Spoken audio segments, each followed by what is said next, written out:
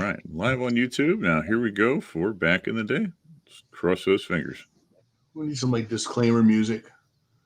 Or the old General Cinema.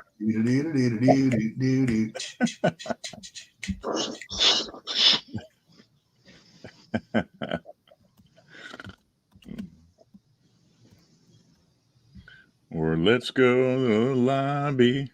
Let's all go to the lobby. Let's all go to the lobby. Sells a treat. Right? Ha-cha-cha, ha-cha-cha. Yeah. I even did jazz hands, but nobody can see. I got my fingers crossed. Yeah. All right. Sean's now doing a buck and wing. Hurry up.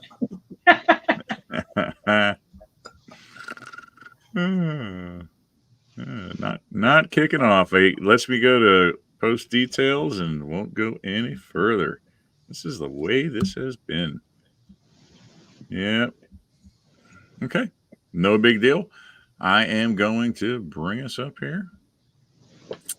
And we're going to hit it off, and I'll drop the link in for everybody. So,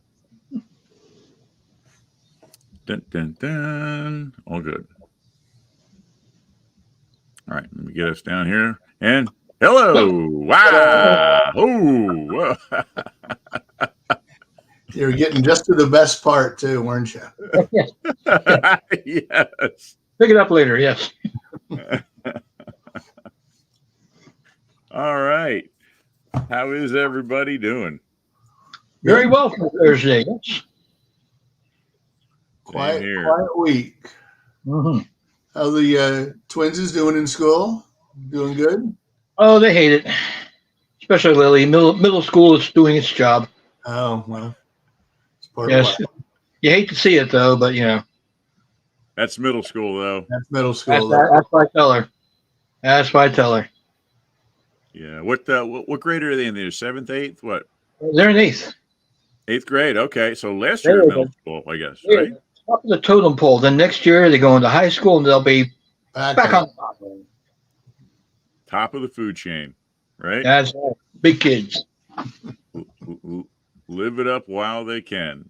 So when was today their first day? No, last week was. Oh, okay. My guys just started today. Oh, cool. Yeah.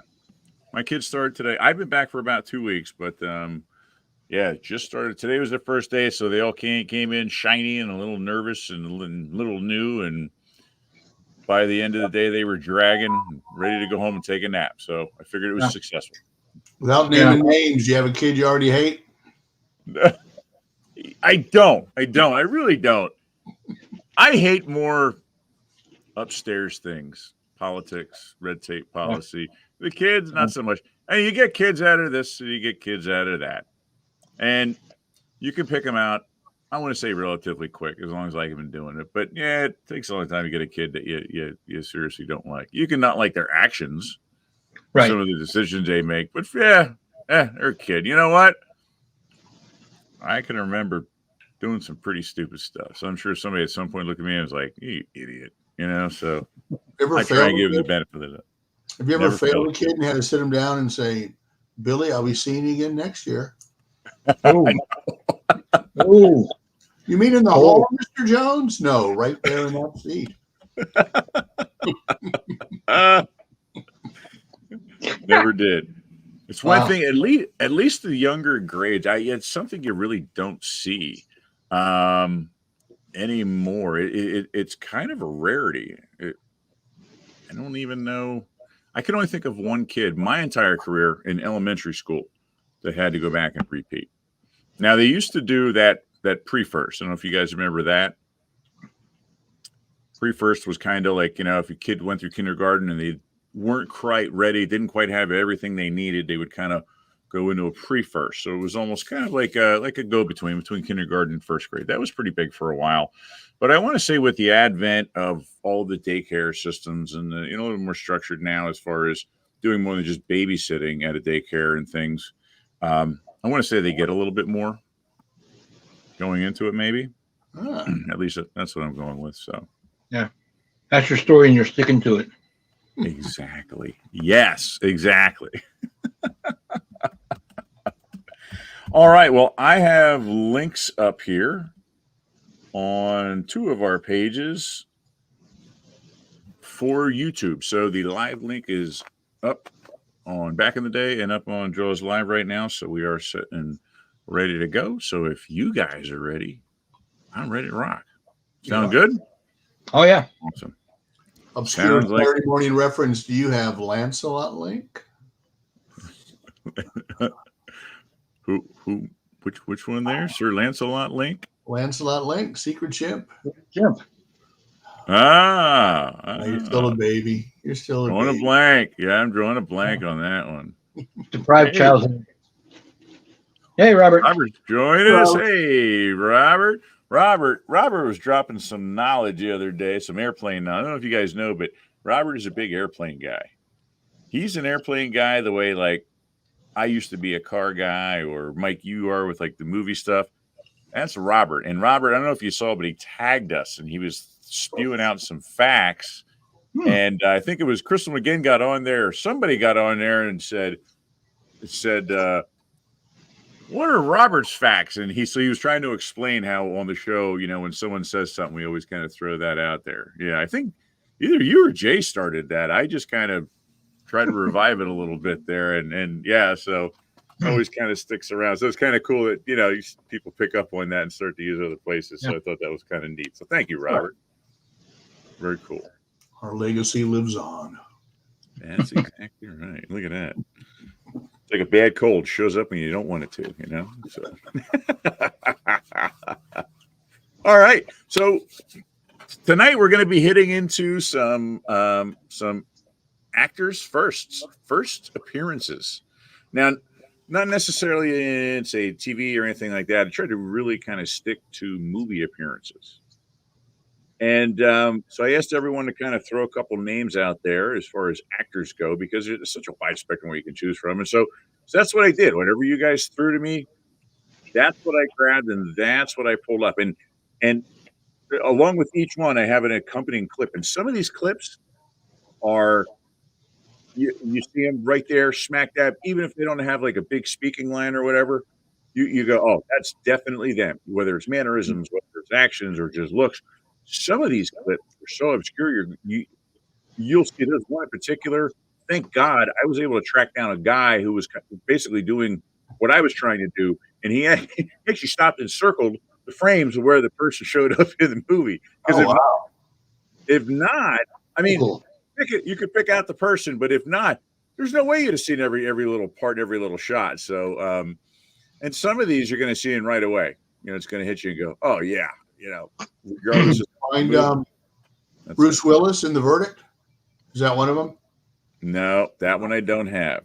No, He's in the gallery during the trial, and you see him like for like 1 second the angle, but he all right. did Nobody's Fool with Paul Newman. He was telling him how his, you know, so to co-star with him again for the second time. Paul Newman's like, I have no idea. You were aware? You were what? Yeah. But it's like Ian McKellen came and did a thing in Only Maryland and called people up on stage. We got to do a scene with him. So my acting resume says that I appeared on stage with Sir Ian McKellen. So that's pretty cool. Technically, it's true. Yeah. Hey, I'd be riding that out to the nth degree, man. You better believe. Are you kidding me? Yeah, absolutely. Yeah. Hey, if he was acting and I coughed and everyone kind of looked and somebody recorded, I'd be like, "Oh, that was my line in the show." Yeah. The script says man coughs. That's Exactly. Yeah. Oh man. My motivation. Cough. Yeah. Robert's chiming back in. You're welcome. I love car stuff too. Be sure to give you a shout out if I find some cool car facts, especially if they're related to films. Robert, go back. We did not 1, but 2. We did episode 1 and episode 2, or part 2 of movie and TV cars. So check it out. Get on the YouTube channel. They're there, buddy. They're good ones. Yeah. Yeah, some fun shows there. Okay. Well, I mean, we don't have to go in any certain order. I just tried to grab them as they came to me. Mhm. So when we can do that, if there's one you want to hit first or hang on, just call out, and that's what we'll do. We're here for the ride. All right. Well, here we go. I thought we'd start out with someone that we have definitely been seeing and hearing and talking about lately, and that is Mr. Robert Downey Jr. I thought we'd really kind of start the evening off with him. We've been hearing a lot about him with his, not reprisal, but I guess new role over in the Marvel universe. He's kind of ruffling up some feathers here. You threw his mugshot up, seriously. It was, I thought about that, but you know what? It's Robert Downey Jr. I mean, look at the look on his face. He's not like, oh man, I really screwed up this time, The first thing I remember him in was Weird Science. Yeah. I don't know if that's the clip. That's the first thing I remember him in. He was one of the two idiots that kept Willie. picking on Gary and Wyatt. Yeah, he was in a lot of those kind of 80-ish sweet teenage like kind of roles like that. And then the first movie that I think took on a little bit more serious role, I guess you want to say more serious role, would have been Less Than Zero. Yes. Yeah. He was really good in that. He really was. I've never really seen a bad performance. I honestly haven't. Even in his darkest days, he put out some amazing stuff. I was working the other night and happened to be listening to a documentary. It was a documentary on Robert Downey Jr. prepping to do, oh God, what movie was it? The Charlie Chaplin movie. Oh, Chaplin. Wow. Yeah. Listen, he was fabulous in that. But when you watch the documentary on him prepping for that, like there was no one else that was going to play that role. I mean, he just delved into that 110%. I mean, unbelievable. It was just, complete dedication and yeah. So his very first clip I have here, and he started at a very, very young age. And I want to say it was in one of his dad's films. Yeah. Because his dad is in the film, so I don't know I think it was his dad's film, but I'm not entirely sure. This is one I'm thinking of, yeah. It's a short clip, but even at a very young age, you're gonna see him and be like, know him right away. And the line that he throws out is pretty racy for a 5-year-old kid or 7-year-old kid. Here we go. This is what I'm thinking of, yeah. Yeah.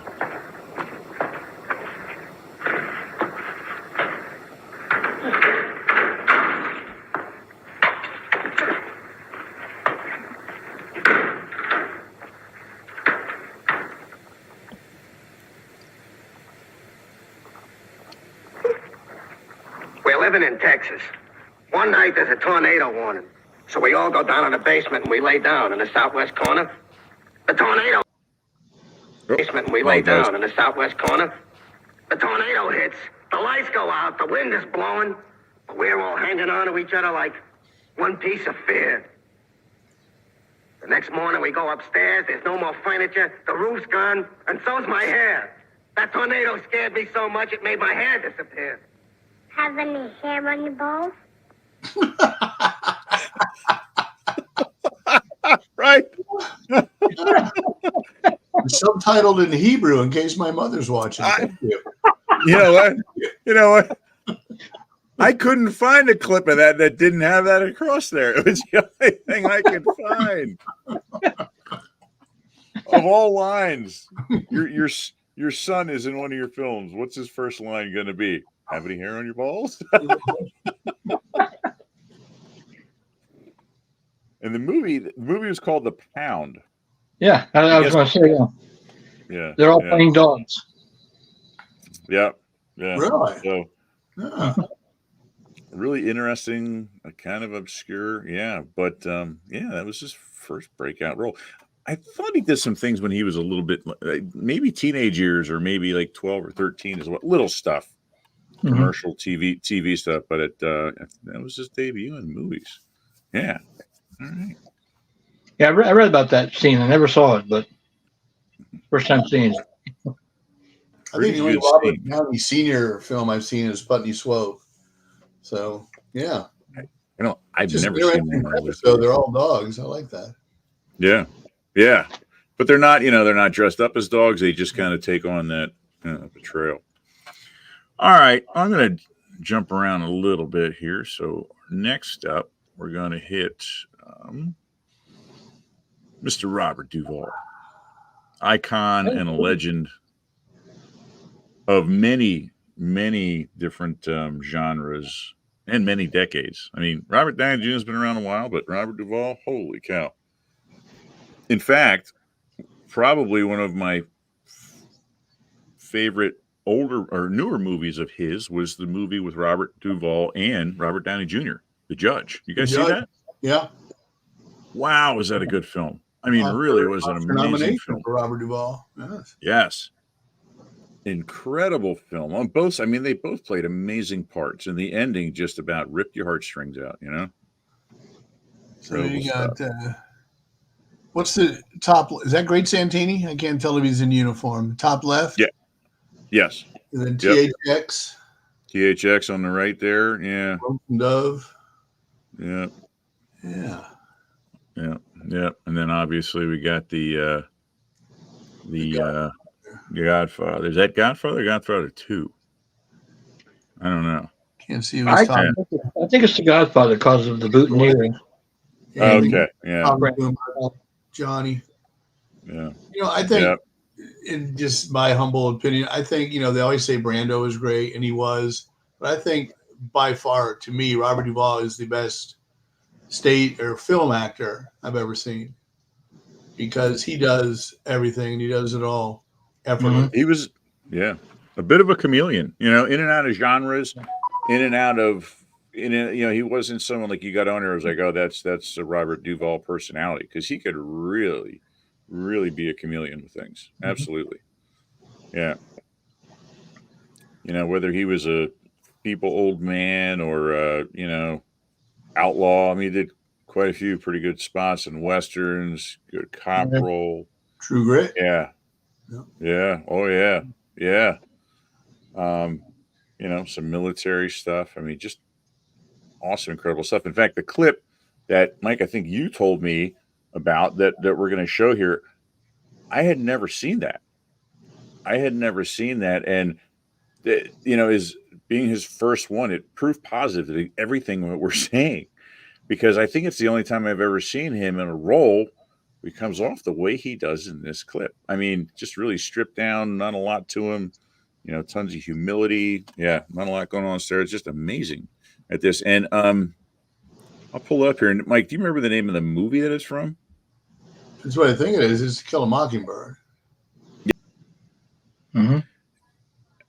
Very good. And I always thought that Robert Duvall, he and Roy Scheider were two of those actors that wouldn't have to say a whole lot, didn't have to have a lot of dialogue, because there was a lot of physical dialogue going on in their face. Expression.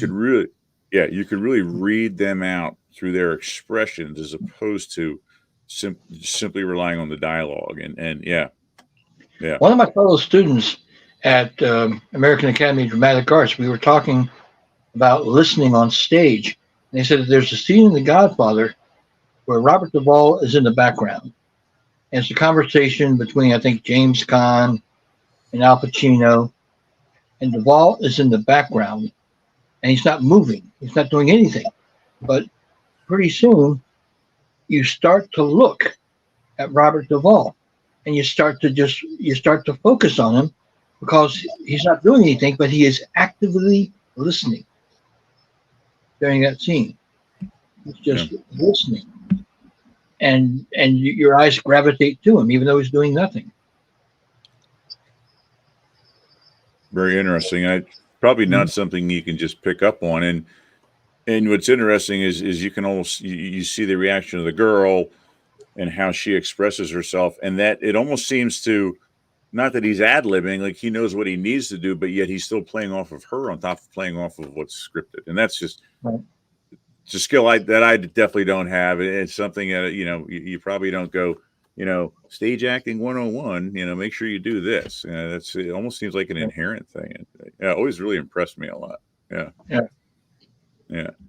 Got a comment here. An original choice for Chief Martin Brody in Jaws. There you go. That must be, that's a Roberts fact there, I believe. Yeah. Roberts fact. Very nice. Yeah. Very good. Yeah. Mary and yeah. Down by them sister. Yeah. And I was scanning through as I was going through, and I kept coming across clips of his. There's a couple of clips, even in what was it? Open Range was a good one. He was a little bit older there, later in his career, some really good stuff. Gosh, what else? He wrote and directed a film called The Preacher that he was just brilliant in. Really? Mm-hmm. Well, I have yet to sit and watch down To Kill a Mockingbird, which is terrible that I've never seen it, but I'm going to have to sit and watch it. Yeah. You must. I was kind of compelled. I was just trying to find a scene that just had him in it, and I kept letting it drag out. I was like, all right, I got to sit and watch it now. I've never seen it. Never watched it. Senior year of high school. Really? We raised money for a drama club.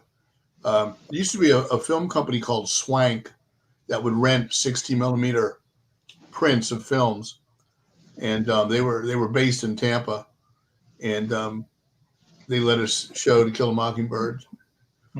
School. Oh wow! With a short subject behind the scenes of Close Encounters. Yes, as the curtain raiser. Yeah. Which surprisingly was never returned to Swank.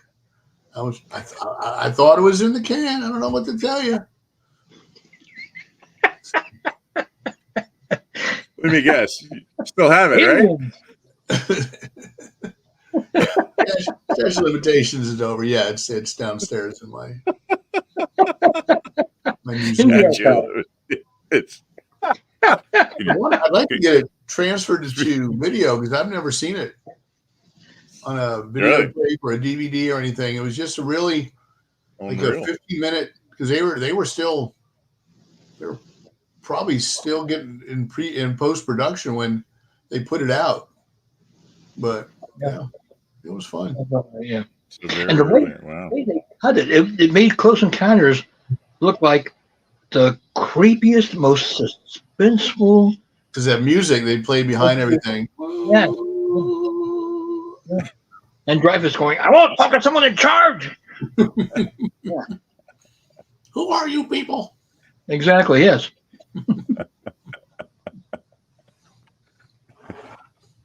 Well, I mentioned, a minute ago about, loving Robert Duvall in Open Range. And it brings up another actor we're going to be touching on. We're going to touch on here. And that would be his co-star. That would be Kevin Costner. So I thought we would. Oh, that's Jim Belushi. Strike one. Strike one. Let me try that again. Kevin Costner. All right. Yeah. So, what's your earliest recollection of Kevin Costner? Mine is Silverado. Yes. Mm-hmm. That's mine. That was my first thing. Well, later on. Well, I think I saw it after Silverado. He was in a movie called American Flyers, where he was a bicyclist. Yes, but Silverado was the first time. I mean, if you saw The Big Chill, you saw his arm in the coffin. But and his hairline. Yeah, but it's Silverado, and I wish Lawrence Kasdan. I wish he would have done a sequel to Silverado instead of Wyatt Earp, because Wyatt Earp, with the exception of like the first 15 minutes of the early Wyatt Earp, it was Tombstone, and it wasn't as good as Tombstone. Yeah, could have done Wyatt Earp. They tried to be a little bit more biopic with it. Yeah, it was good, and it started with him coming out of the Civil War, and it dove a little bit more in depth, but it was like 3 hours long. And I watched it because number one, it was Kevin Costner. Number two, it was Wyatt Earp. But by far, Tombstone, and I know there's a lot of fiction going on there. Tombstone was just an absolutely amazing film. It was one of the first films the first film my wife and I ever saw together was Tombstone because I was in love with it. The second film was Jaws because, well, you knew that was going to happen. So, but yeah, some of the characters and some of the one-liners, I still use them to this day. You know, I mean, they're as iconic as like Clint Eastwood one-liners, as far as I'm concerned, out of westerns. I mean, just an amazing film, and the cast was just incredible. So. But yeah, and Kevin Costner, and obviously, you know, Dances with Wolves. God, I have to say, what was the mobster movie he was in? Oh, The Untouchables. The Untouchables was just an amazing film, wasn't it? Oh yes, Sean Connery, and oh my gosh, incredible film. And he even did some films there for a while. People weren't hating on Kevin Costner, but he wasn't quite maybe doing all that well. Like he did like a post-apocalyptic movie called The Postman. You guys remember that? I didn't see it, but I remember it all right. Yes. You know what? I liked it. I thought it was a good film. I really did. Tom Petty's greatest role. Yes. That's right. Tom Petty was in it. Yes, absolutely. And he took a beating for, oh God, not Aquaman. It was Waterworld. Yes, Waterworld. Kept calling and it Kevin's Gate. Yeah. But he's back up on top again. I think TV is really what put him back up on top again. Yeah, Yellowstone. I'm he had Horizon, which came out last month, part 1, and part 2 was supposed to be released to theaters this past Friday, and it's nowhere to be seen. So. Really? So have either of you guys seen Horizon? You never know what happens. I have not seen it. I haven't either. A guy I work with, he said it was just kind of all over the place because it's 2 parts. Oh, that's why. So it's just like, yeah. Doesn't quite reel you in for the third act necessarily, probably, I'm assuming. I see it's on pay-per-view, but I'll wait till both parts are on. I'll give it a watch. Part 2 is postponed. It's coming out. It should be out right now, but I think in a couple of weeks. Oh, maybe September. I read somewhere it's postponed. Ah, good. Yeah. Good. Yeah. And I mean, Field of Dreams, Tin Cup. I mean, you go on and on and on and on. Very much a very dramatic actor. Did some good comedy, and even what was the name of the movie where he was a killer, Mr. No Way Out. Yeah. No Way Out. He was. No Way Out. He was the spoiler alert. He was the spy. Yeah. No, he was a serial killer in one. Oh, with Clint Eastwood. No. The one with was it Dane Cook? I think. Is it Mr. Brooks? I think it's Mr. Brooks. I was just going to look it up. I'm thinking Mr. D's. That's it's not Adam Sandler. Mr. Brooks. That's what it is. Yeah. A little bit of a different tone. Yeah. So, comedy wise, that's where we see him first. That's where we see Kevin Costner first time he shows up, and where he shows up is in another movie I have not seen since I was probably a teenager, on like HBO. I can watch this movie once a day. Oh my gosh. Yeah. I'm going to be doing deep dives after this week. Let me tell you. Here we go.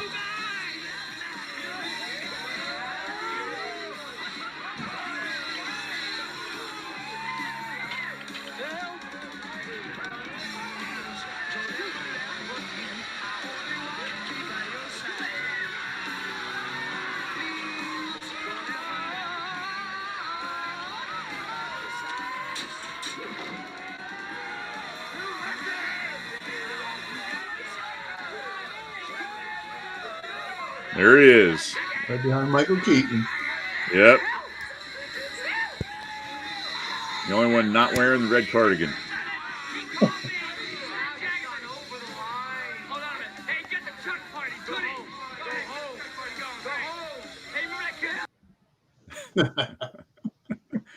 There's so many great lines in that movie. Oh, I got to go back and watch that. And that had to be that had to be an early film. 83, I think. Yeah. 3 or 2, yeah. No. Barney Rubble. Yeah. What an actor.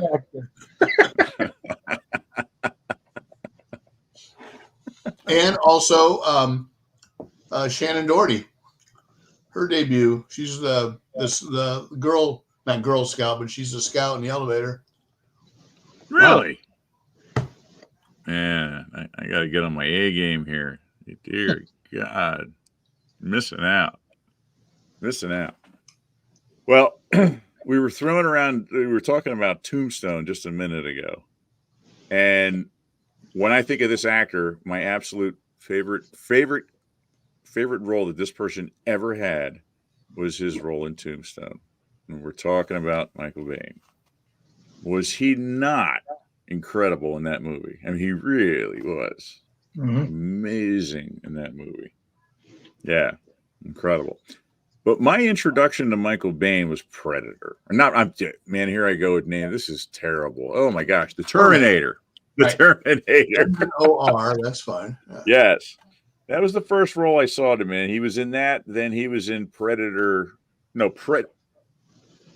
Predator. No. What am I thinking of? Oh my gosh. I'm striking out. Aliens in the Abyss. I'll get these right one of these times. Yeah, he was in Aliens. And a little bit of sci-fi, a little bit of cop work here and there. And you would see him kind of drift in and out of obscurity. And he almost seemed like someone who could have pulled off like a leading role guy, and for whatever reason, just didn't really materialize over the years, you know? But yeah, strong character, played some good parts. Mm-hmm. Yeah, we got a couple comments here. We got our good friend Victor hopping on here on YouTube. Watch us on YouTube. Hey, Vic, good to see you, buddy. You said Night Shift was hilarious. Oh, Yeah, definitely was. And then he said, I won't put it up there, but he's calling somebody a total a-hole. I don't know who it is. I'm guessing Michael Biehn. Vic, do you not like Michael Biehn? What's going on, buddy? Oh. Is that someone else? Wait, what do we got? What happened to Michael Biehn? What, we got a little... Michael Biehn was supposed to be at Comic-Con Aberdeen this year, but he sadly pulled out last minute due to a scheduling issue. That means he's working. Good. That means he's working. That means he's busy. That's exactly right. Mm-hmm. Okay. I wonder if he can still. In Tombstone, yeah. I'd like to go up to him at a show and bring him a revolver and say, "Can you still do the?"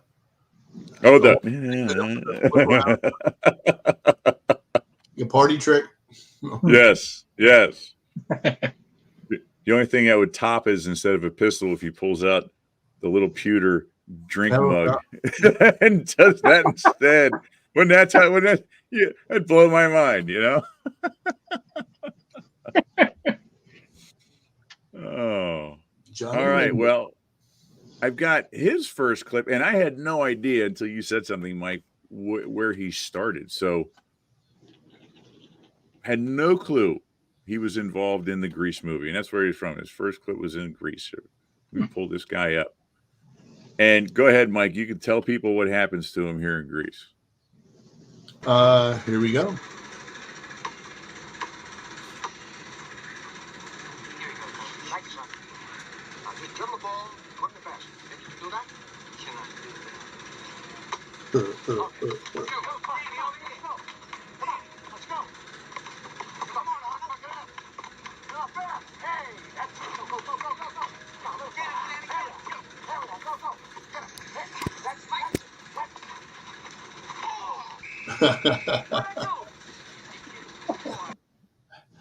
The gentleman he punches. That was Michael Biehn. Please. What I do. That's right. Action star through and through, right? And I think Lorenzo Lamas also debuted in Grease, but he had a pretty sizable role, I guess, as a bit part. So I didn't add him on there, but Michael Biehn, just a guy getting punched in the stomach. Probably how he is in the credits. Guy getting punched in the stomach. Pushing it. So, yeah, right. Yeah. Personal foul number 1. Yeah. Yeah, Vic chiming in here says Lorenzo didn't say That's one right. word. No speaking part. He just smiled. speaking That's for- true. just- He just smiled. He mouthed the words, "How are you?" to Olivia Newton-John. And Olivia Newton-John mouthed back, "I'm fine, thanks," or something like that. Isn't it amazing? She was in school, and one day she was a cheerleader, knew all the routines. Quick learner, huh? Oh, All right. Let's see. What do we want to hit on next? Anyone have any preferences? Should I just roll through them? Yeah. keep All going. All right. Let's just keep on rolling here. And this one we're gonna kind of hit it like we're gonna hit twice in the same movie. Different actors, same movie. Okay. The first person we're gonna hit on is Daryl Hannah. Daryl Hannah. Yeah. Yeah, she's one of those iconic blondes from like the 70s and the 80s, you know? And huge effect on her in Splash. yeah. I want to say my probably earliest memories of her would have been either Quest for Fire. She was in that, or what else? I'm thinking early Roxanne? on that I remember. I'm sorry, what's that? Roxanne? I love Roxanne. Yeah, Roxanne's great. No, I want to say I think the first thing I remember her in would have been crap. This is going to kill me. I'll come back to it. At any rate, yeah, and then she was, what was it? Was it Fish Called Wanda? Was she in, or no? Splash. That's what it was. Splash. She was in. Wasn't fish. Yes, she was a fish in Splash. Yeah, and she kind of dropped out of acting for quite a while, and then started to kind of come back around again. And it seemed like ageism kind of really set in on her, unfortunately. Yeah. It seemed like because she wasn't in her 20s anymore, and maybe the perception of what people had of her, that it kind of limited some of her roles. But she seemed to still do a good job, you know. And the She picture really with the eye patch, that's from Kill Bill, not from where Jackson Brown hit her. No. Wait a second. Allegedly. Wait a second. That's a Mike fact right there. Mike Sneers. Yes. Yeah, right. Oh my gosh. Oh, Blade Runner. That's what I remember him from the earliest. Oh, She had gosh, a she very- was in Blade Runner. She had a very yeah. small An role in H-back. Blade Runner. Yeah, An look at that. I H-back. got one. She had the top of her head painted black. Yeah, she had a very small role in that. Yeah, I'm gonna even throw that up there. Where that with pride. I got. Yeah. Look at that. All right. Yeah. Couple. Yeah. And she seemed to always have a thing for musicians, because I believe she's still married to Neil Young, isn't she? Oh, I don't know. Yeah, they've been married for quite a while. Yeah. I thought she dated a couple different musicians. Yeah. So what was probably your favorite role of hers? Splash. Yeah. Splash or Roxanne? Oh yeah, Roxanne. Yeah. All right. Well, I got the clip of her, and this comes out of the movie The Fury. So let me grab that and pull that up. And I forgot how many people were in that movie until I started, diving into these clips. I mean, tons of people. Here we go. Cheryl, you're not very funny. Gillian's not very funny. I mean, there are more mature ways to get attention, don't you think, Gillian? Say, have you guys seen Mr. Watkins' new book? Yeah, where did that Read my mind. What? Tell me what I'm thinking. Come on, right now, read my mind. Well, that's what they say you can do, isn't it? No, I don't know how to read minds, Cheryl. It's ridiculous. Listen, Cheryl, just shut up, LaRue. I only want to find something out, that's There all. she is. Looks awfully young. Right, come on. Awfully young in that clip. Like, got to be teenager, I would assume. I would think. Saw that at the Britain opening night. Yeah. Ah. John Cassavetes explode. All right, we got a couple comments here. What we got? First seen her in 1984's Reckless with Aidan Quinn. Wow. Oh wow. Oh yeah. Little Victor's fact there. Pretty Right. impressive there, Vic. Columbus, I believe. Wow. Yeah. Mm-hmm. Robert says she was Priss. She certainly was. Yeah. Yeah. Yeah, and Victor agrees with that too. And then Robert again says she was also in a film called The Final Terror with Rochelle Ward. Not familiar with that. So, Robert, fact number 2 for you, buddy. Pretty good. Very nice. Yeah, definitely dated Jackson Brown. I'll have to look. I think she married Neil Young quite a while ago. Quite a few years ago. I want to say they're still married, but I could be mistaken. Yeah. Didn't she date JFK Jr. for a long time? Yes. Yeah. Yeah. She did. Yeah. Mhm. Yeah. Then he saw that she was dating Neil Young, couldn't take it anymore. Unfortunately. Too That was a soon. bad joke. Too That was a soon. bad joke. Yeah, too soon. Amy Irving, we could have played the opening. I mean, we have to push the R rating. We could have played the opening shower scene from Carrie. We would have had Amy Irving and Edie McClurg and BJ Souls, but Oh, yeah, that's right. Yeah. it would have just been for my gratification. So For research only, right? Purely academic. Damn it. William All Cat. right. Yeah. Put them in there. Okay. So we'll just randomly jumping around here today, guys. Tom Cruise. Tom Cruise is a phenomenal actor. Tom Cruise is one of those actors I have trouble getting my head around at times. Not a big Tom Cruise fan. Big fan of his work, though. He had some. I mean, he's had some deniably incredible films. Even films that,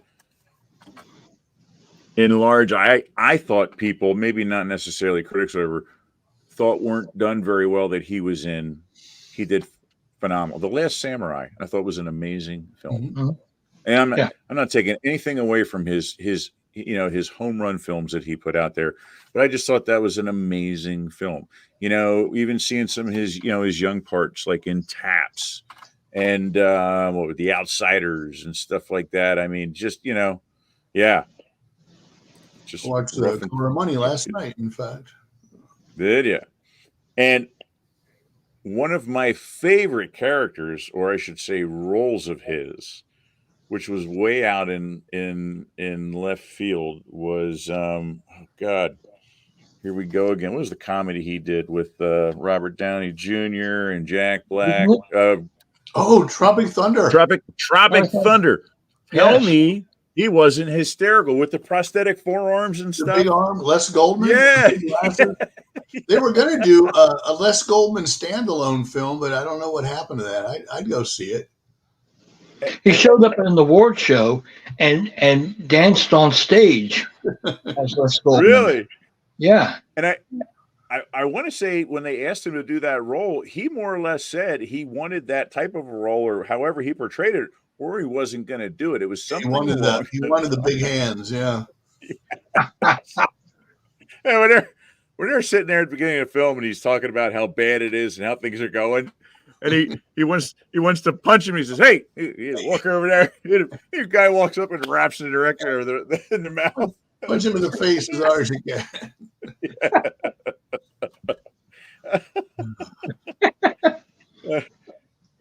I mean, that was such a way out there role. You had to look twice to make sure it was him. Like, that's Tom Cruise. That's not Tom Cruise. Holy crap, that's Tom Cruise playing that role. I went to they had a screening of it, and they were going through at the end of the credits.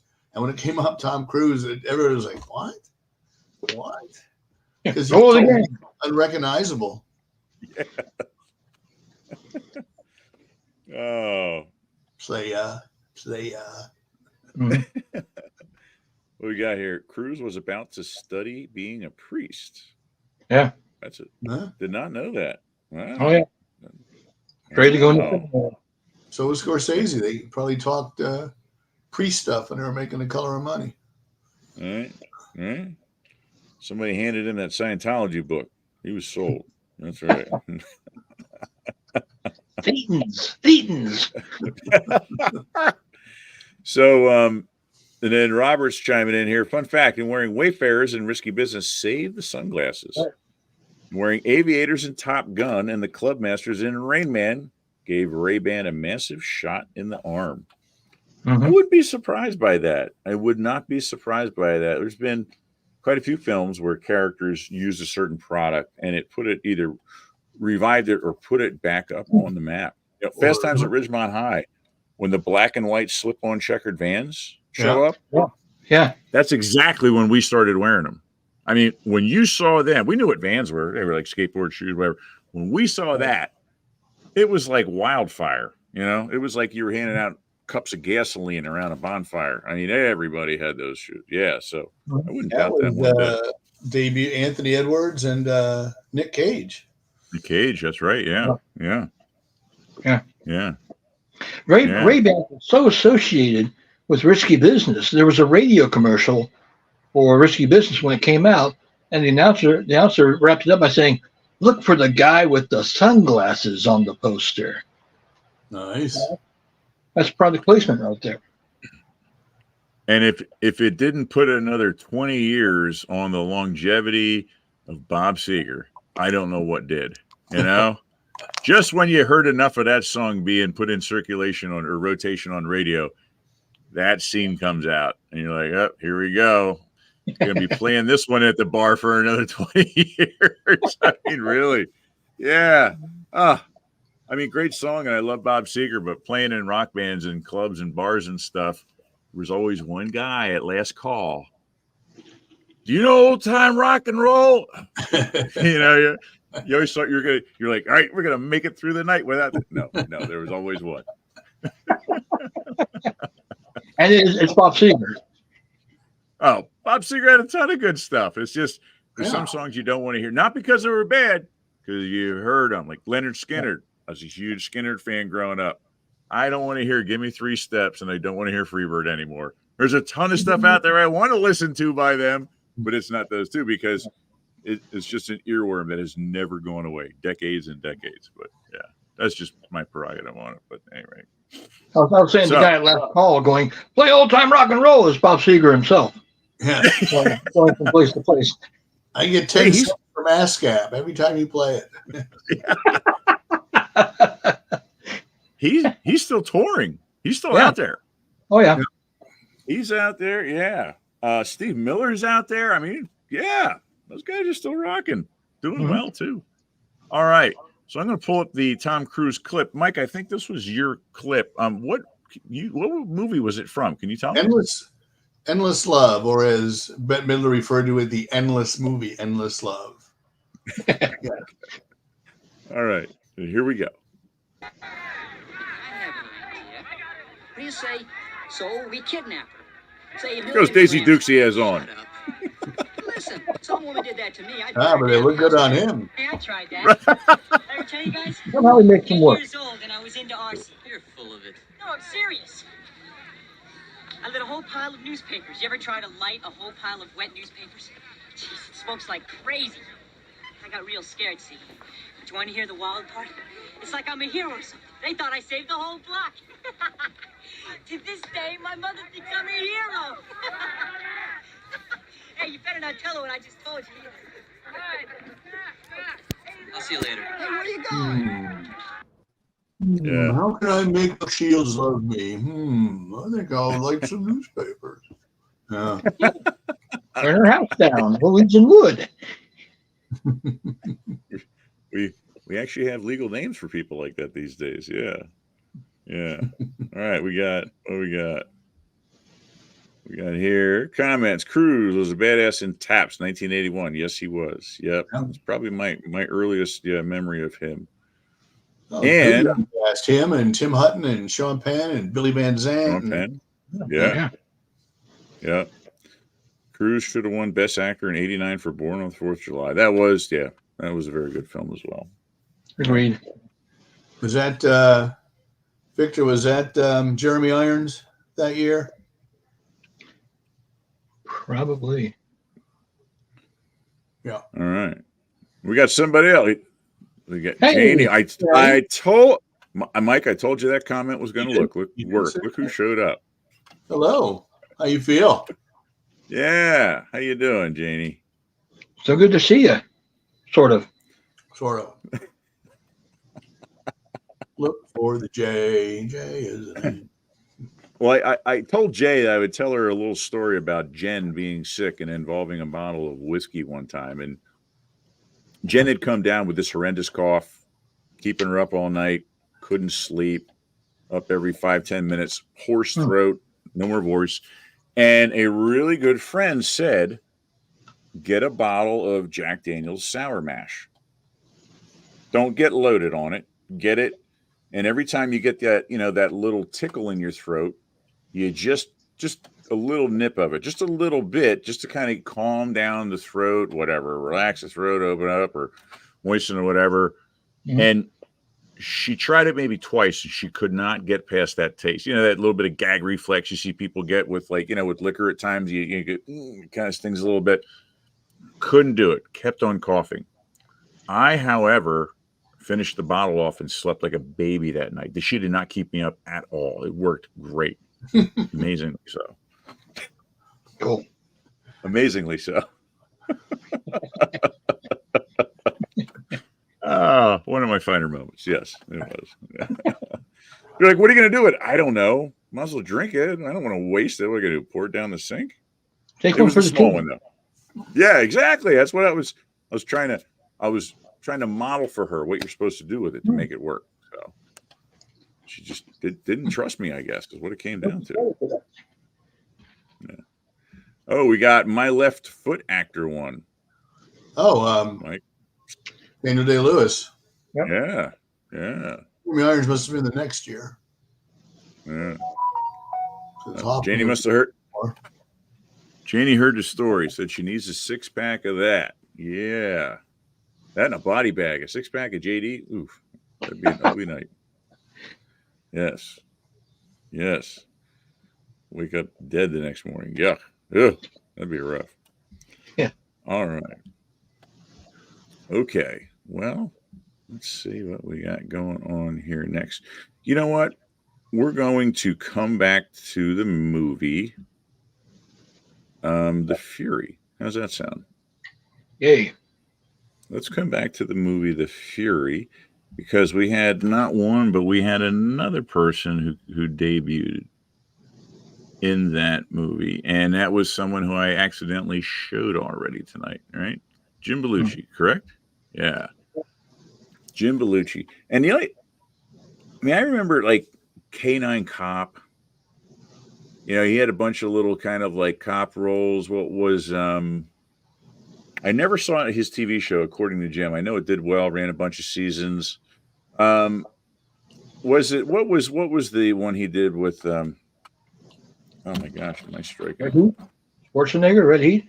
Yeah, Red Heat. I knew it was Red. I was thinking Red something. Yeah, Red Heat. And I remember catching that. And he had some subsequent roles. His stuff was always, it was serious, but kind of took on that little bit of a comedic role. I often wondered, would he try and large and stay away from some of the comedy because of his brother or not? He was, typecast because his name was Belushi or what was it? Because he did some more serious roles at times too that I thought turned out pretty well. Yeah. Thief. The first thing I saw him in, I think, was Trading Places. Oh, yeah. Wow. And completely forgot about that. Wow. And then about last night, that's my favorite Belushi performance. Bernie Litko, and I always said if they made a movie about my life of me in my 20s, that Belushi would play me. No kidding. So identified with him. He was such an ass. Yeah. Is she a pro? At this point, We don't we know. don't know. Yeah, fucking firemen make out like bandits. Oh my gosh. And my favorite line by which I can't remember, Tim Kazurinsky said he wrote it or Mamet. It's in the play. Never read the play where he tells some adult language kids. Where he tells Elizabeth Perkins, if you didn't have a pussy, there'd be a bounty on your head.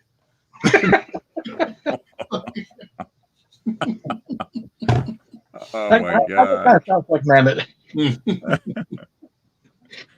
So the center picture there is showing him now. That's him right now in 2024. Completely walked away from acting, got away from, he was doing TV for quite a while, got away from that. And he now has really made his name and kind of reinvented himself as a marijuana farmer. That's what he does. Legitimately. Apparently he's very successful with it. Yeah. Yeah. And he said he owes some of that. Yeah. Owes some of that influence to his brother. Yeah. So kind of interesting. Yeah. Yeah. When and we'll be talking about him later on the show, Roy Scheider, when Roy hosted Saturday Night Live, I got invited to go, and I got to sit in the audience for the dress rehearsal, and then I got to stand backstage for the show.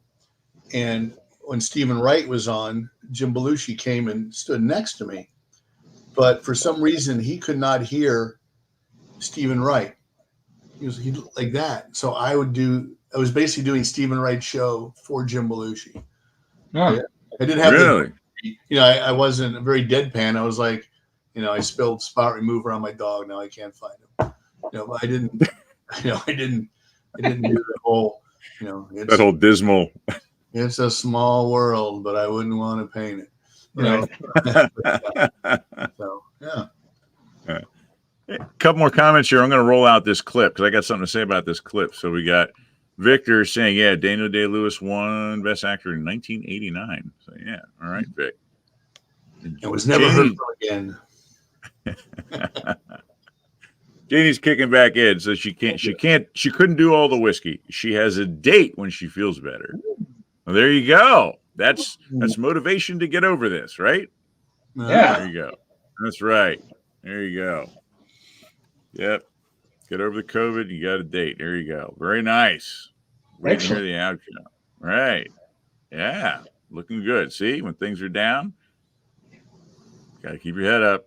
That's the way it goes. Yeah. All right. We got Robert. Speaking of cops and dogs, he was also in a film called Underdog. Not the best, but it should please the kids. So I'm guessing that was based on the Underdog cartoon? Barely. Kind of. Was it? Kind of, or loosely, more or less? Yeah, it was a real live dog. Oh, And, so it was live action. Yeah, it was live action. It was a dog in a suit and cape. Oh, okay. With voiceover dialogue, like look who's talking. And Peter Dinklage played Simon Bar Sinister. Oh, I can see Really? Yeah. Really? See that. Yeah. Angry Peter Dinklage would be a good Simon Bar Sinister. Yeah. And Patrick Warburton played Cad, his lackey. I didn't see it, but that's all I know about it. Yeah. What kind of dog was Polly Purebred? Probably pure. I don't know. Probably a poodle or something, I would think, right? Right. Yeah. Yeah. What was Underdog? What was he? Beagle. Oh, really? Beagle. Okay. A beagle? All right. Mm-hmm. Beagle. Interesting. Snoopy sitting home drinking, going, nobody ever calls me anymore. I'd act rings around that dog.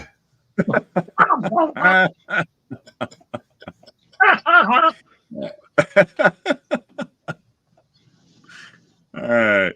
We got a couple more here. We got Janie. Jim was the guy in the gorilla suit and trading places. I totally forgot about that. Yeah. Until you said that.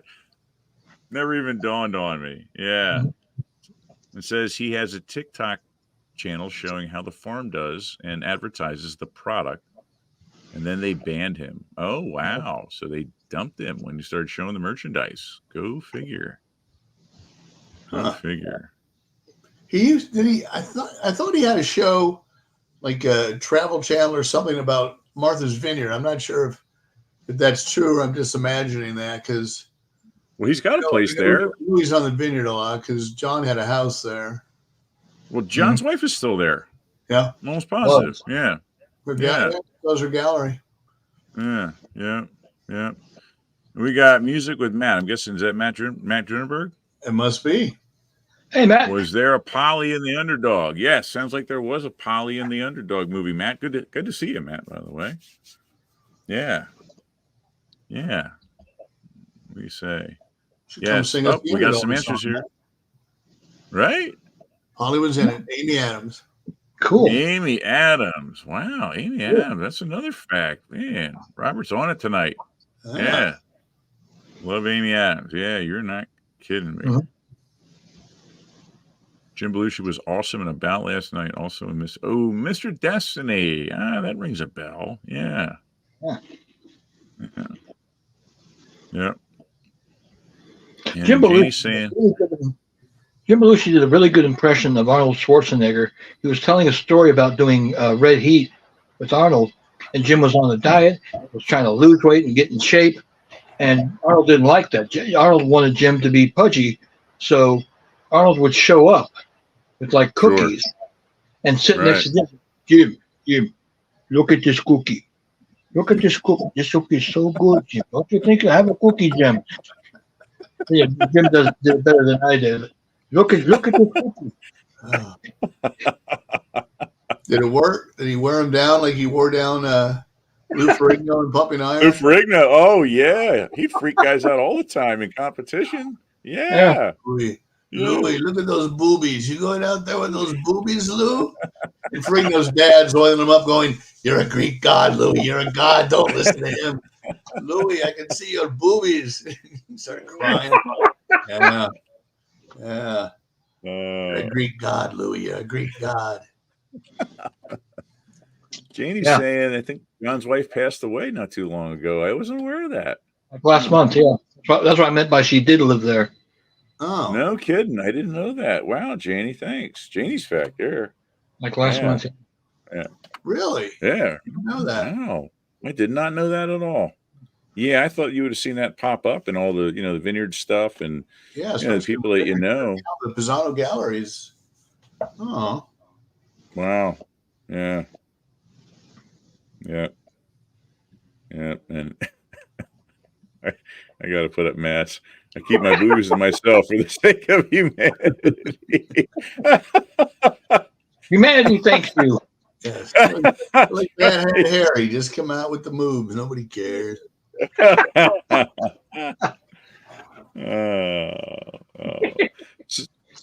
So without stalling any further, I have a clip here of Belushi in The Fury, and the story behind it is he was just brought in as I don't know, like a stand-in or a secondary, whatever you want to call it. They go out and just basically hire people off the street or whatever, and apparently he was just supposed to kind of be in the crowd and stand there and walk by. And he jumped in so many times, they literally pulled him and said, "You're fired. You're out of here. Done."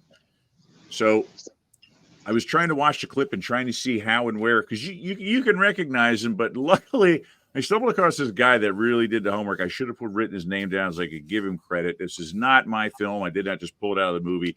This guy literally pauses the film and circles it every time he shows up in this scene of the girls walking down the beach. And you got to see this. I mean, and the ironic part is in the scene, the girls are being stalked by this guy, kind of nerdy looking guy. Mm-hmm. Belushi shows up way more times behind these girls than this guy does. So I gotta roll this out. Like I told you, I saw this clip on Letterman, and Belushi brought it, and he told the backstory, and then he showed the clip, and he narrated the clip. He was like, "Okay, where's that guy? Where's that guy? There he is!" every time he appeared, and the audience was just roaring. I tried to track that down, and sometimes it's hard to isolate then if you have any kind of background audio with it. So I just happened, I was literally looking for the movie and scenes in the movie. I knew it was the beach scene where they were walking down through. It was, they called it like the bikini scene or whatever. And here, doesn't this guy do like a 5-minute film just on Bellucci basically being a stalker in this movie when he's not supposed to. So here you'll hear it. It'll go ding, and you'll see a little red circle. Watch. Here we go. This is great.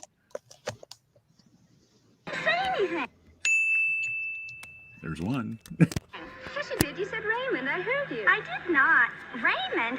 His name wasn't Raymond. It was, Raymond Dunwoody. Oh, there he is. Oh, yeah. God, it does. There's two. Who was Raymond Dunwoody? I don't know. It's just that name just came into my head. I don't know. So what was the real answer? There he is again. Paul Henry Spock of Belgium. Oh, yes, Paul Henry Spock. Okay. Next. Can you The pick him 5 out? permanent members of the UNC. There he is. And it's funny. He keeps like changing his wardrobe. He have a towel wrapped around his waist. Yeah. Let's just forget the whole thing. Forget it? Are you crazy? We've got a final. We have a final at 2 o'clock. I know, You and I'm haven't going to even pass opened with a flying book. colors. I promise you. There he is again. He just Hey, doesn't guess go what? away. What? We got a buddy. Oh, my God. What a creep. He's walking backwards now. Should we give him money? No, Dad, what do you take I me think for? there's one more. I don't know. Oh, he's not going to bother us. Yep, there it is. It's like 8 or 10 times in that, like maybe minute clip that he just keeps wandering through. Yeah. You got their $35 extra fee out of him. So, yeah. But they said, and just like you said, he kept changing his wardrobe just a little bit, and he just kept jumping back into the scene. Yeah. Yeah. Belushi was a Wow. riot. Where's that guy? Where's that? There he is. It's almost like a Where's Waldo, for God's sakes, man. Oh man. Yeah. But again, once you saw him, you're going, okay. You start to look for him. Because he looks like Jim Belushi. He does, he has that stature to him, but some of those you really gotta pay attention. He's facing the other direction, he's in the other side of the screen. Not like he's being like blocked in or anything like that. So yeah.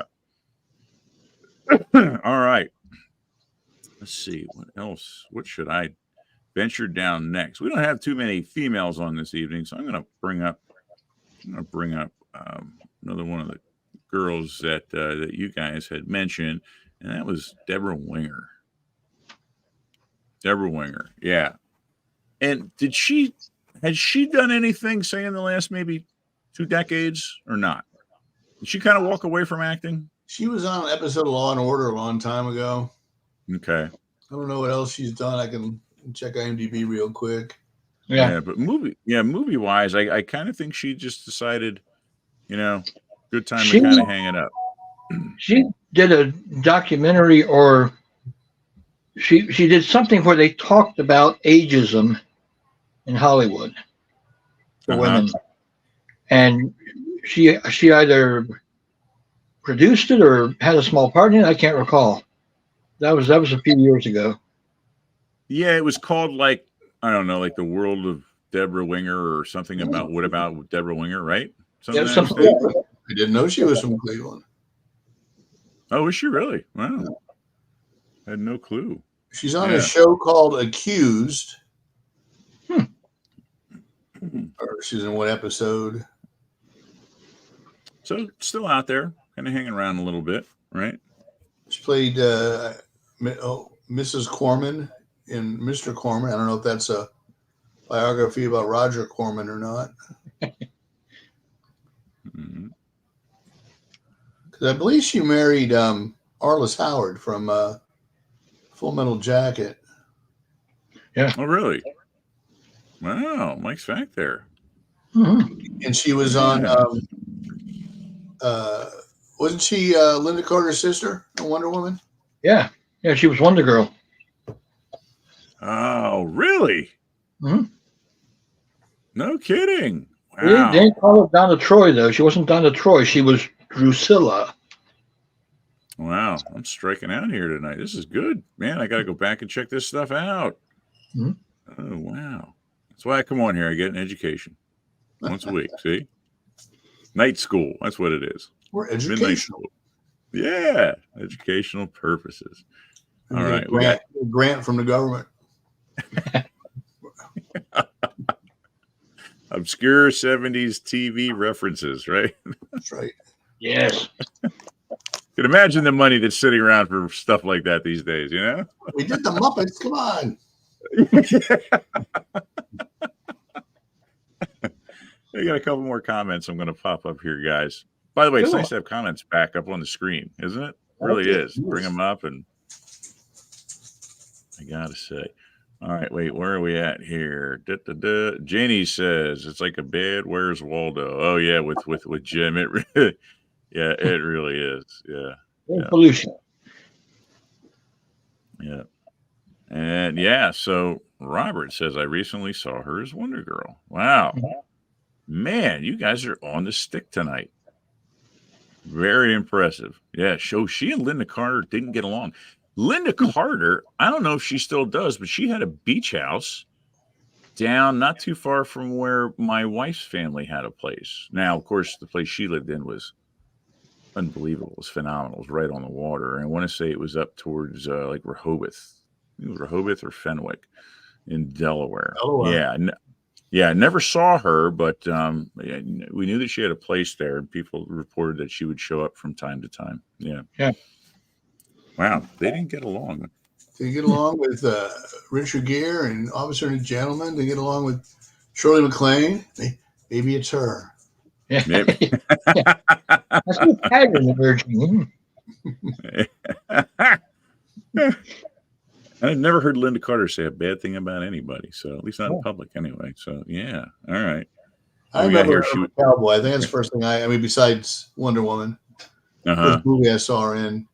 Well, I saw the movie we're going to reference, but I didn't know it was her. So I first took notice. And Sissy, Sissy, I love you, Sissy.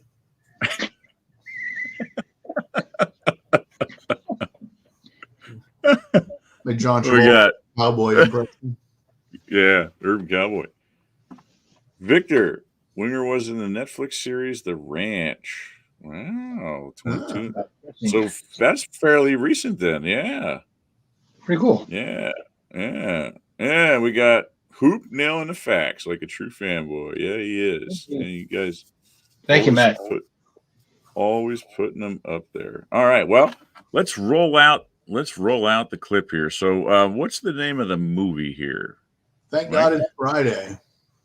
Okay. A disco era classic. Played at the Austin Cinema for many months. Yes, it did. Here we go. Wow, speaking role in the whole deal. Yeah. Pretty nice. So was this before or after Slumber Party Massacre? Oh, guessing before. 78? Yeah. Must have been pretty close, though. Wasn't Slumber Party Massacre like 79 or 80? I think so, yeah. We're right around there. Yeah. Awesome. Interesting. All right. Okay. Well, let's see. What do we want to hit? Well, I wasn't going to mention these names, and then, Mike, you threw these names at us, and I thought, yeah, okay, we're going to do it. Huh. So the first one being Roy Scheider. Yeah.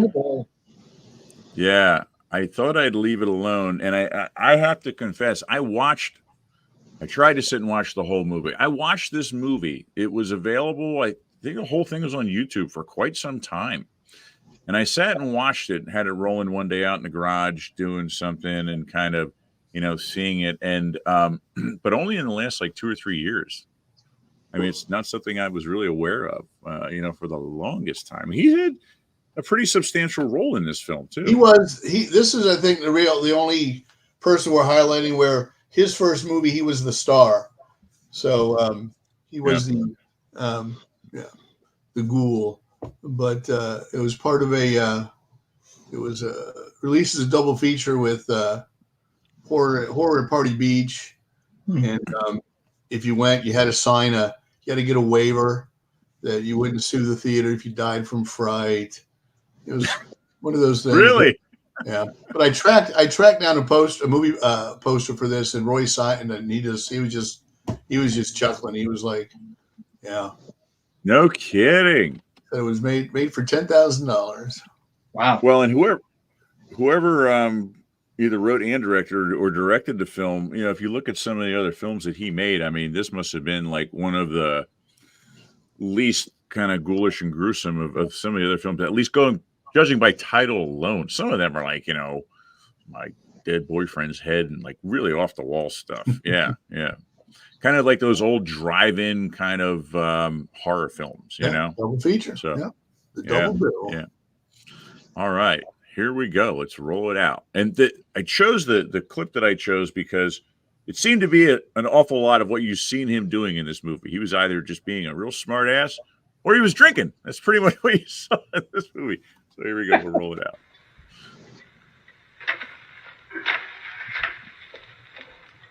Sir, if it would ease your doubts, I'd be glad to give it a little taste. That's official procedure. Just to make sure it hasn't been tampered with. Right you are, Constable.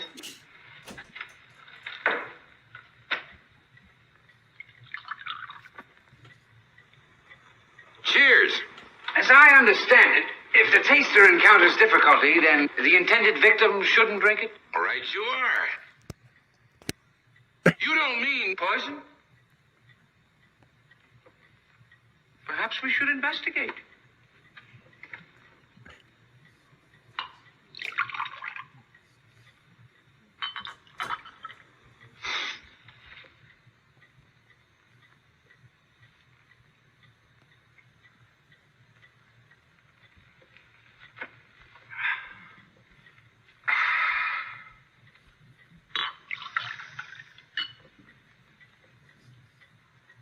Those are quite some pours there, aren't they? Since we're not allowed to have a fire, this is the next best thing. Huh, Constable? There's a fireplace. Let's throw on a few logs.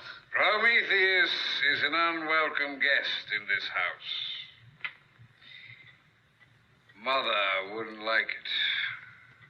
She has a morbid dislike of fire.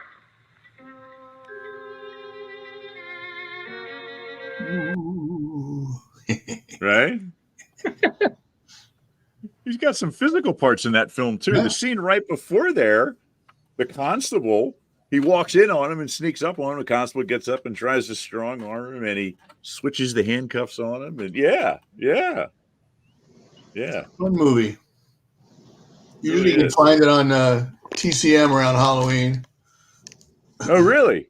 The Curse of the Living Corpse. Curse of the Living Corpse. And I want to say in certain scenes, he almost takes on a little bit of like an English accent. Some. He's just, I guess, trying to be posh. Yes, that's probably what it is. Yeah, you're right now that you say that. Because it's only when he's in the company of most of the other people. Yeah, you're right. Yeah. And that's called acting. Ding! Is he drunk enough now to go out on the boat? Well, apparently he was not. He was not. I dug that shirt out, Janie. I'll be wearing that shirt next week. Mark my words there. Question: did anyone see Roy Scheider in his 1979 throw The Last Embrace? Yes. No, I did not. Yes, directed by Jonathan Demme. Oh, okay. Christopher Walken. Oh, really? Yes. Roy wrote you a letter. Yes. When he was either shooting it or it was about to come out. He was getting ready to shoot it. Yeah. Directed by a brilliant young director named Jonathan Demme, who would go on to do Silence of the Lambs. Yeah. Wow. Impressive. Holy cow. Oh, we went to the same high school. Yeah. Man. You guys are dropping some knowledge. It's like to be in high school. You talk Jaws. So a lot of osmosis. You got a lot of knowledge through osmosis. Whether you wanted to or not, it just showed up. That's right. Yeah. Weaves its way into everything these days, doesn't it? Yeah. All right. What else we got here? We got Victor on here saying, or Mike, I'm sorry, it's Matt saying, Victor, Mike, and I saw that several times upon its release. Yep.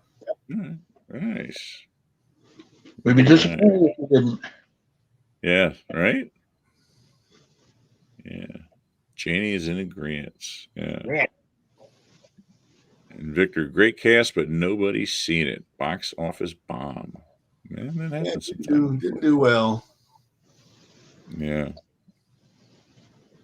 And he did Marries to the Mob too. Yeah. All right. 1.5 billion total. Yeah, married to the Mob, Jane. Yeah, I kind of figured he had that down. Yep. All good, Robert. Sorry, we're trying to throw him in as we go here. All right. So, talking about Jaws weaving its way into everything. Of course, if we're going to talk about Roy, we've got to have Richard on here as well, right? Got to have Richard on here, and that about kind of rounds us out here. So, of all the movies that Richard has done, you would think the hardest one to find a clip from would not be The Graduate. Agreed? Agreed. Dear God in heaven, that movie must be very protected to this day, because trying to find specific clips of that movie, and as Mike was trying to do also, that aren't in Spanish or some other language is pretty tough. It really is. The iconic scenes, like, the chapel scene and the party scene and the fight scene. Plastic. You can find those. Yeah, you can find those anywhere, but finding specific scenes are really, really, really tough. And so I do have the scene for us. I have it. Tubi is actually running the movie right now, so I'm gonna do a quick little kind of drag in a little live broadcast of Dreyfuss's scene there. And every time I see him in this scene, I think of Duddy Kravitz. It seems to be the exact same character to me. It's down to his looks and his mannerisms and how he handles himself, and even the type of character that it is. So let's bring in The Graduate. So let me grab. I'm gonna let me share the screen over here, if you guys don't mind. And here we go. We're gonna watch a little clip of The Graduate. Thank you, Tubi. Here we go, guys. Thank you, Tubi. That's right. She said that she was having a drink at the hotel with a friend and that you waited for her in the parking lot and told her that she was too drunk to drive home and that you would get her a room for the night. Well, then what? Then you took her upstairs and you raped her. Oh, no. That's not what happened. What happened, there was this party at my parents'. I drove your mother home. I don't want to hear this. We went upstairs to see your portrait. No, and when I we got don't. to the room, she started This taking is her my mother, clothes off, and suddenly there she was without any clothes on. I mean, really naked. Nobody will hear that. Oh my gosh. It goes right to the spine.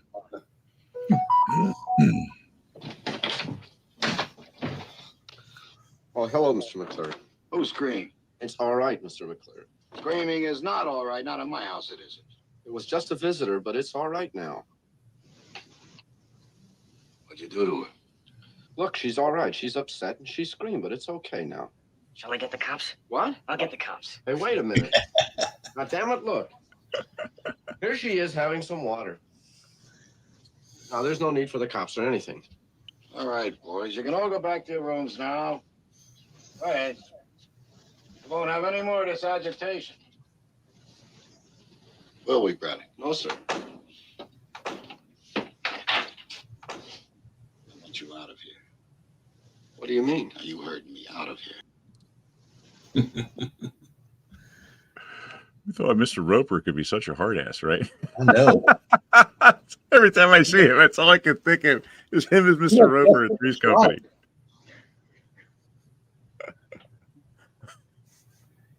Oh, Get the cops. Have the cops.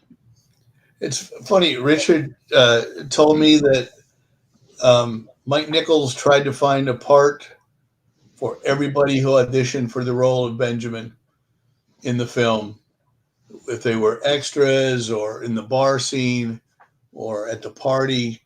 And ironically, Dustin Hoffman, I think, was 29 when he did The Graduate, and Richard was 19 when they shot, 20 when it came out. So he was closer to Benjamin's age, but they thought he was too young. But wow. he got to do you got to speak, you got a line. You got more than other guys did. People that leaned and looked, he got to say something. Definitely did. And then also, you know, a little bit of sharing of secondary roles there would have been Marathon Man for Roy, you know? Yeah. Which he was good in that. Roy was really good in that, I thought. He really was. Yeah. Yeah. Great scene. All right. We got a couple comments here. We kind of hit that last one. I do have one little last fun one if we get a chance. If we do, great. If not, no big deal.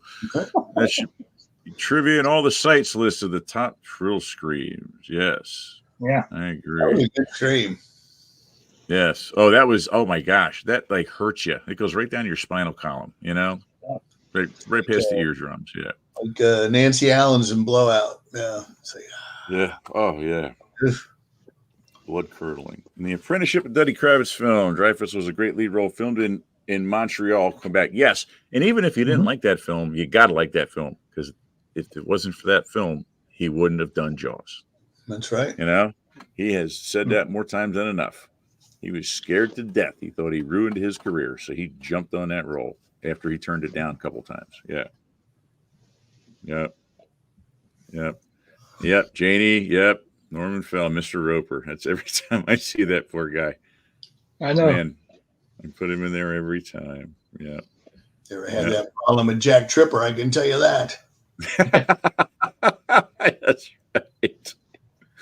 That's right. Dreyfuss was crazy in 73's Dillinger, playing Babyface Nelson. Yeah. Oh, wow. Victor, nice. Very nice. Yeah. With awesome. More notes is Dillinger. Yeah. Yeah. All right. Well, if you guys have 2 or 3 minutes, I got one final thing, and this is just kind of stumbled across it. All right. Cool. And I'm going to throw up the visual, and either you guys or somebody at home is going to have to tell me who the actor is in this picture. And if you can tell me who the actor is, well, perhaps you can tell me what that person did, how they got their start in film. Here we go. Are you ready? You guys at home, chime in. Let's see what you got. Who's the actor in this picture? Keaton. And I have. Yeah, it is. Yep. Michael Keaton. Michael Douglas. Yep. It's Michael Keaton on the right. And I have my little hint there is good old picture of Mr. Rogers. So well, that's right, because he's from Pittsburgh. Yeah. Michael Keaton's from Pittsburgh. And at the time, he was going by his real name, Michael Douglas. Michael Douglas, yeah. I can't imagine why he changed. No. Yeah, right? Wonder what could possibly impact the name change from Michael Douglas. Yeah, exactly. Yeah. I don't know if I was married to Catherine Zeta-Jones, I'd change my name back to Michael Douglas.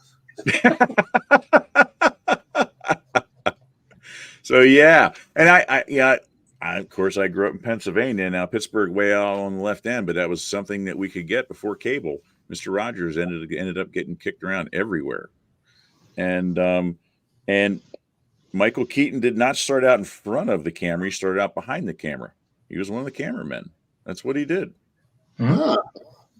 Before he started acting, he was just one of the cameramen, and that's really, he started out, he wanted to do stand-up, and it didn't quite do all that well, and so he decided he needed some steady employment, and he had a little bit of schooling, and he got into a little bit of production and shooting, and that's what he did, and that's when he realized he wanted to be out in front of the camera. And lo and behold, he and a couple of the guys that he worked with on the show just did a little kind of ad-lib, kind of goofy, funny skit that wasn't supposed to be taken seriously, and ended up doing more than one, actually a couple different skits. And I have just a quick clip of that here for you guys, and you should be able to pick out which one is him. So let me grab it. I got so many clips here. I got to kind of run through them. See the one in the cowl? Yes, I believe he is. Although, hold Yes, on. I saw that. Hold on. I gotta find it now. I don't have it loaded, guys. Or I might have dumped it by mistake. Hold on a second here. Let me see if I got it somewhere. Oh man. I'm gonna blow this. I don't have it. I might have dumped it by mistake. Let me just double check. And if we did, no big deal. If we did, I don't want to drag things out for 10 minutes trying to track the clip down, but I had about 15 clips kind of set up and trying to decide which one to use and which ones not to use. Yeah. And I might have. This is our cliffhanger. Will Nate find the clip? Tune in next week. See what he did. Before he was yeah. Gee, hurry up. Well, real quick, Michael Keaton, what I first remember Michael Keaton in was he did a sitcom with one of the actors we talked about tonight earlier, Jim Belushi. Jim Belushi, that's right. Yeah. It was a show called Working Stiffs, and it was the year that John Belushi left Saturday Night Live, because I remember the ads were, there's only one Belushi on TV on Saturday nights, and it was Jim. Ah. Show with Michael Keaton, which didn't last the entire season. Very nice. Yeah. Cooper's Facts. Cooper's Facts. Yeah. Get that up there. You guys are racking them up tonight. I got to say, guys, I apologize. I dropped the ball. I do not have the clip. I must have dumped it. I know I recorded it. I know I had it for us, and it is nowhere to be found. I do apologize. You guys at home as well. I will track it down. It will make a comeback, I promise. Next week. Yeah. Next show. We'll get that in there.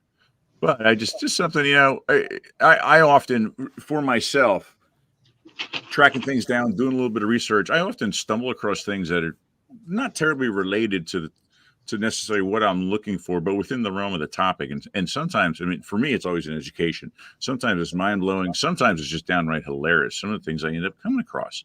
A lot of things that, I try and pull up at the end of the show. It's not like I'm smart and witty and I pull this stuff off. You just kind of like run into it when you're kind of digging through all the media. And so, yeah, it's just neat how those things pop up. But at any rate, I apologize, guys, for dropping the ball on the clip. But yeah, there you go. Michael Keaton. Who'd have thought? Working for Mr. Rogers. Mm-hmm. Yeah. The guy next to him is like the love child of Eugene Levy and Rick Moranis.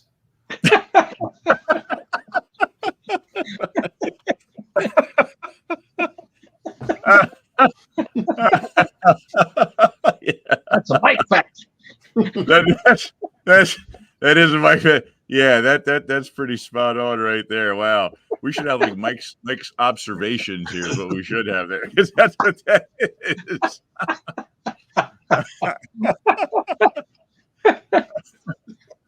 Oh my gosh! Well, that about rounds us up. We got like 2 or 3 comments here before we wrap up and say good night here.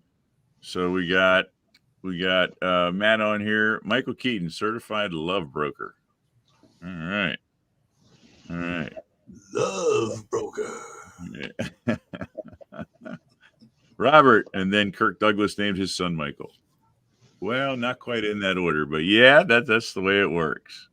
And the talk show host. Yeah. Right. Janie feels bad for me. She's throwing me a softball here. Nate's facts. I got a fact for what he did. I got a 0 for not having the damn clip. I apologize for that, guys. All right. Robert, very funny. And Vic, thanking us for the night tonight. So thank you. Thank you guys at home. And a lot of interaction tonight with the people that were on tonight. A lot of interesting people throwing a lot of good facts out there on top of, my wealth of knowledge here being Michael and Hooper this evening. A lot of you guys are really putting out there. So made for a really fun evening. So want to thank you guys for joining us this evening and taking some obscure dives down some early careers, and wish you guys a happy and wonderful weekend. And we'll be back next week with some Jaws parody footage. Ooh. Strictly sticking to parody skits, parody clips, pertaining to the movie Jaws. So be ready, because man, I got a lot loaded up already and ready to go. So it should be a blast. And if you go online on Saturday at 4 p.m. Eastern Time, WCBM Radio Baltimore, you will hear these dulcet tones. So, yes. Of Michael Smith. Yeah, that's right. Yes. So you know what, Mike? Maybe you ought to do. I know you posted on your page. Why don't you flip it up on the Jaws 50 in the back in the day pages? Yes. Yeah. Because I've got that nailed down on my calendar on my phone. I want to catch you here. I'm gonna be like that little kid that runs around. You hear that on the? I know that guy. I know that guy on the radio.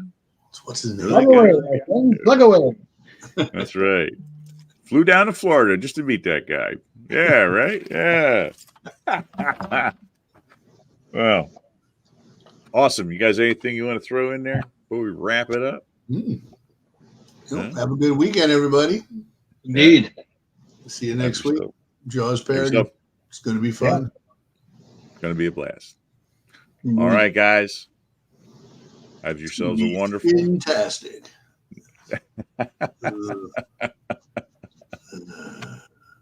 We'll be back. And if anyone has any that they really like, don't be afraid to shoot them to me.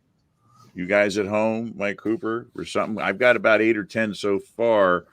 But if someone comes across something really good, guys at home, just send it in Messenger. Send me a link. I'd be glad to take a look at it, try and use it.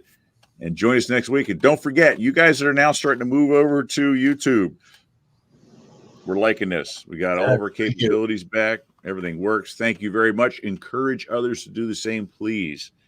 Yes. Nice to kind of be. Find the clip of the Simpsons where Homer goes to confesses and confession and confesses to coveting the wife from Jaws 2. That's a good one. Thank you, Victor. All right. Night, everybody. Good night, everybody. Have a great one. Night, JJ. Take care. See ya.